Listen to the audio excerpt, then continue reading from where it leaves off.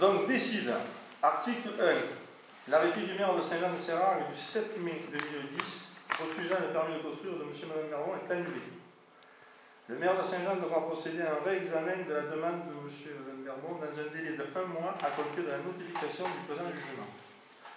La commune de Saint-Jean-de-Sérac devra verser une somme de 1 000 € à M. et Mme Berbon au titre de l'article L. 761-1 du Code de justice administrative.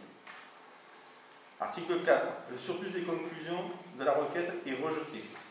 Article 5. Les conclusions présentées par la commune de Saint-Jean-de-Sérac en application de l'article L. 761-1 du Code de justice administrative sont rejetées. Le présent jugement sera notifié, article 6, sera notifié à M. et Mme Berbon et à la commune de Saint-Jean-de-Sérac jusqu'au 10 pour savoir si nous faisons appel ou pas de cette décision. Et si je vous ai revenu ce soir. Il y aura quelqu'un qui peut prendre le compte rendu. Oui, on n'a pas pris le compte rendu. Donc, oui, c'est vrai, exact. Tout à fait. Secrétaire de séance, tu te. Ici qui est contre. Qui s'abstient? Secrétaire de séance, Sarah Capel. Donc nous disions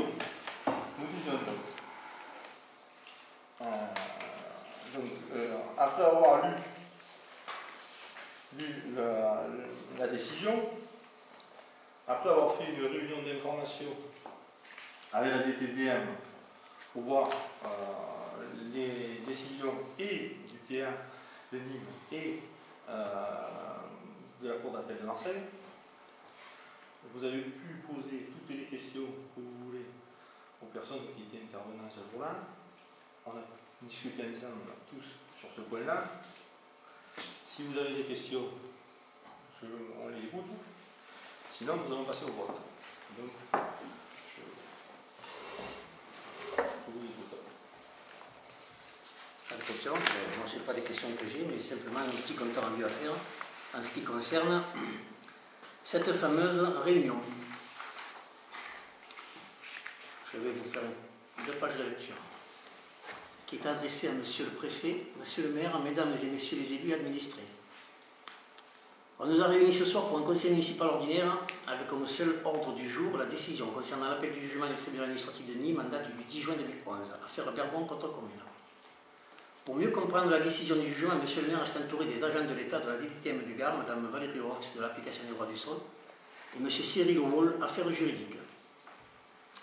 M. Cyril Wall nous explique l'interprétation des divers jugements du tribunal administratif et de la Cour d'appel et la Cour d'appel de Marseille, administrative de Marseille. Il s'avère que M. et Mme Berbon ont obtenu gain de cause, mais le tribunal administratif demande que ce PC, ce permis de construire, soit réexaminé par les services de l'urbanisme.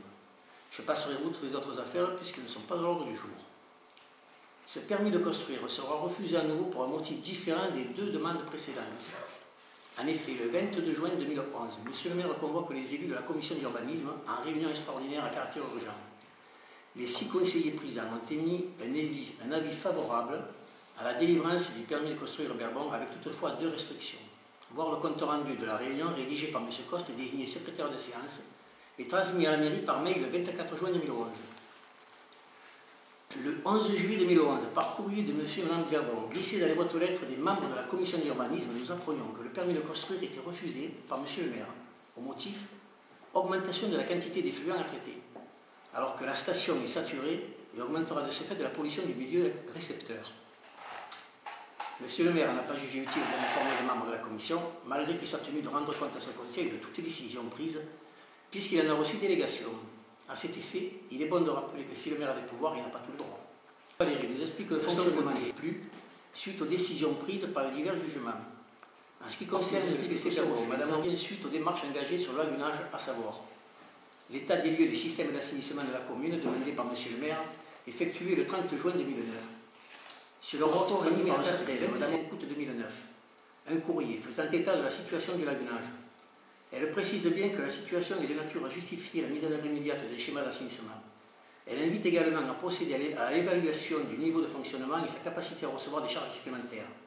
Les conclusions de cette expertise des services de l'État compétents pourraient être prises en compte dans l'instruction des demandes d'autorisation d'urbanisme. Mais elle précise en conclusion que seule l'urbanisation de la zone 1A1 est spécifiquement conditionnée par l'augmentation de la capacité du système épuratoire lagunage. On notera que malgré ces conclusions, des PC ont été livrés sur la commune, comme par hasard, M. le maire a attendu le 28 juin 2011 pour demander au service de l'État ce que j'appellerai des attestations de complaisance. Le 29 novembre 2010, une visite de la station d'épuration est effectuée après une période de plusieurs pluies, entre le 10 et le 28 novembre 2010. Archives des observations synoptiques météo de Nîmes-Courbesac. Il en résulte évidemment une augmentation de la capacité des fluents en sortie de lagunage. C'est sur ce seul critère que le PC Gabon a été rejeté pour la 3e fois, alors qu'il a été déposé bien avant la connaissance de l'état de la station d'épuration. Nous savons tous à présent que la station n'est pas aux normes depuis sa création et qu'elle rejette par forte précipitation des effluents plus ou moins polluants. Néanmoins, elle fonctionne depuis 1985, alors même que certains élus en ont fermé les yeux durant tout leur mandat. À cet effet, M. le maire et deux de ses conseillers actuels ne sont pas sans ignorer les conclusions des avis des personnes publiques associées en date d'octobre 2007, dont l'avis sur le projet du PLU fait état en page 5 du sous-dimensionnement de la station d'épuration et souligne le caractère urgent de la remplacer, ce qui place ce projet au premier rang des priorités. Malgré cela, on dirige le nouveau conseil municipal à l'aménagement de la traversée de l'agglomération. Il aura fallu attendre en fin décembre 2010 pour lancer le schéma directeur d'assainissement. Entre-temps, on aura pu délivrer les permis de construire souhaités sans blocage. Aujourd'hui, on voudrait nous faire croire que c'est sur ce seul critère que l'on refuse le PC, alors que depuis des années, on essaie par tous les moyens de s'opposer à cette construction. Pour la délivrance du premier PC sur la commune, M. le maire n'a pas autant examiné ce dossier pour l'accorder, alors qu'il existait des motifs de refus tels que édifices souterrains, conduite d'eau importante et manque de raccordement au réseau d'eau potable. Je rappelle qu'à cet effet, la commune a dû mettre la main au porte-monnaie pour une extension de réseau. Bref, il semblerait que tout le monde ne soit pas logé à la même enseigne et que visiblement de l'acharnement soit exercé envers certains administrés. Pour en revenir à notre décision d'appel sur le jugement du TA, du tribunal administratif, participé de près ou de loin à l'élaboration du PLU, elle devait en connaître tous les détails. Elle n'était pas sans ignorer les lacunes dont il renferme. Aujourd'hui, elle préconise de faire appel à la décision de ces jugements, consciente que ce n'est pas gagné. Car à défaut, si la Cour d'appel s'est prononcée à l'encontre du tribunal administratif de Nîmes, il peut en être tout autrement. Considérant donc que les conseils sont, comme elle l'a précisé en fin d'exposé, alors qu'en tant que fonctionnaire, elle est tenue de faire état que de la réglementation et non de son point de vue personnel. Considérant que le PLU a coûté une bonne somme d'argent aux administrés et qu'il n'a rien amené de concret, car il faut soit l'abroger et recommencer à zéro, soit le modifier, mais dans les deux cas, cela va coûter à nouveau de l'argent. Considérant que l'entêtement des élus a engendré des dépenses supplémentaires pour toutes les affaires traduites en justice, alors qu'un arrangement proposé aurait pu déboucher sur une meilleure situation en tout point de vue.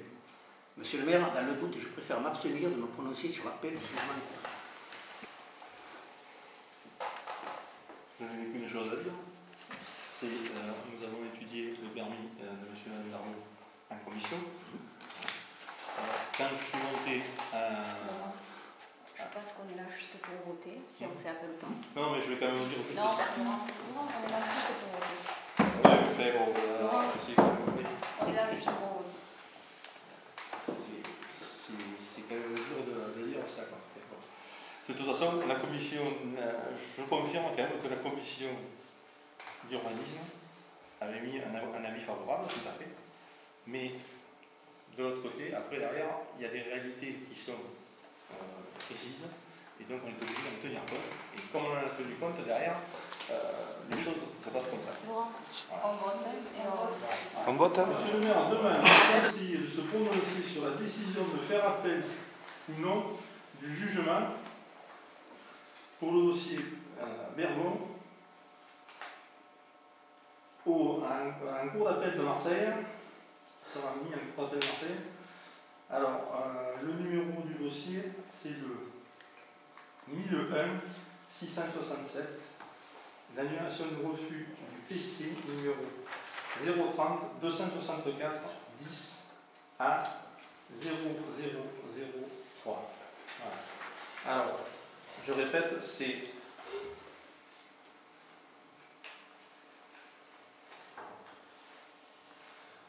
oui, on fait appel, non, on ne fait pas appel.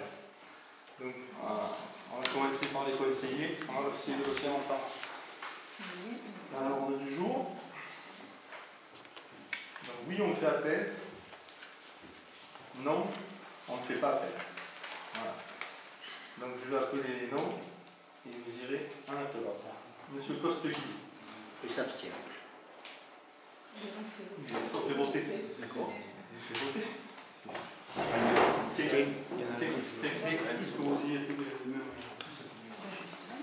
Je considère que je suis allé à l'isoloir. Parce que je m'abstiens de voter. Abstention, c'est pas voter à mon avis. D'accord. Donc je demande à ce que le maître Costegui abstention. C'est comme ça. On va voter. Tout le monde a voté 6, 7, 8, 9. 9 oui et un non. Et une abstention. Et donc suite au vote, je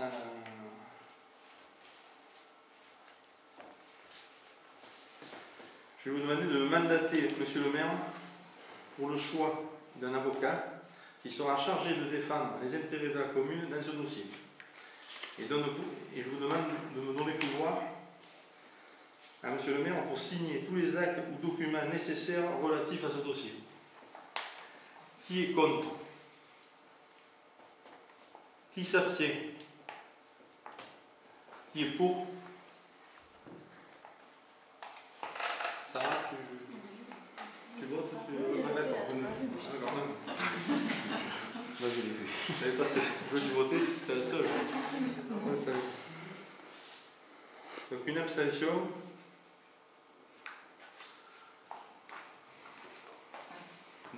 Donc voilà, pas d'autres questions? Le conseil. Juste une requête à faire. J'aimerais bien qu'on conserve le film qui est filmé là ce soir.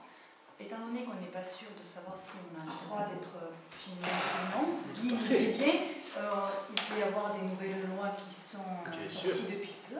Avant d'avoir un film publié, j'aimerais être sûr qu'on a le droit. Pour l'instant, je n'avais pas l'intention de publier.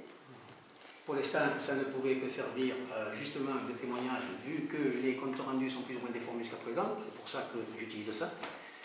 Dans la mesure où je devrais le diffuser, ben à ce moment-là, je le ferai. Il faut savoir une chose. Obligé de demander notre autorisation d'attention. Je dirais quand même que quand tu parles de déformer, moi je dirais que tu es plutôt pointilleux. Ça serait peut-être. Non, c'est pas une question de pointilleux. C'est bon.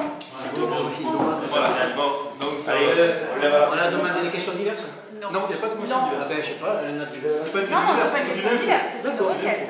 C'est une requête. Mais moi, pour info, je dirais que cette année, le drapeau, il a fallu se battre pour qu'on l'ait au-dessus de notre toit. Merci. J'en ai terminé.